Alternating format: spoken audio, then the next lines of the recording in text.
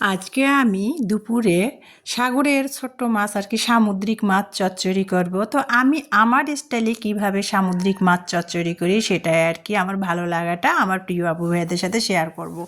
তো এখানে সামুদ্রিক মাছটা কিন্তু আমি অফ ক্যামেরাতে ভালো করে কেটে বেছে লবণ দিয়ে ধুয়ে নিয়ে চলে আসলাম রান্না করতে। বেগুন দুইটা দিয়ে দিয়েছি, দুইটা কাপ মানে আলু আর কি কুচি করে দিয়েছি, দিয়ে ভালো করে ধুয়ে পেঁয়াজ কুচি, কাঁচামরিচ কুচি, জিরা ধনিয়া আর কি রসুন বাটা, আদা বাটা, লবণ, হলুদ, মরিচ, মানে আমরা রেগুলার যে মশলাগুলো খাই সেগুলা। তার মধ্যে তো আমি আবার কাঁচা সরিষার তেলের তরকারি খাই, সেটা সব কিছু দিয়ে একসাথে আর কি বেগুন আলু আর কি সবজিটা সব মশলা দিয়ে হাতের সাহায্যে দেখেন আমি আমার স্টাইলে কীভাবে মেখে নিচ্ছি।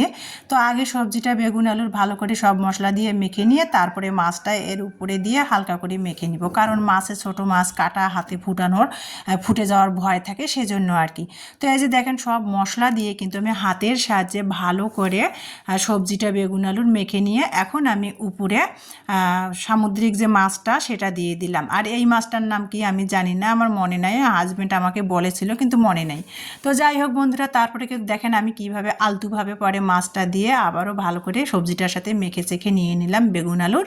এখন আমি সামান্য একটু হাতটা ধুয়ে পানি দিব, যদিও নতুন বেগুন, শীতের আমেজ পড়েছে, সে নতুন বেগুন তো বাজারে এখন বের হয়েছে, তো সেটা দিয়ে রান্না করতেছি। তো বেশি সময় লাগবে না সিদ্ধ হওয়ার জন্য। তো এই যে হাতের সাহায্যে আর কি মেখে সেখে হাতটা ধুয়ে পানি দিয়ে তারপরে কিন্তু আমি চুলায় বসিয়ে দিয়ে রান্না করে নিলাম। অপর সাইডে কিন্তু আমার ভাতটাও হয়ে গেছে।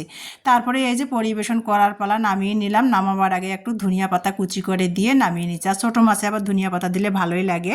তো এটা ছিল আজকে আমাদের দুপুরের খাবারে।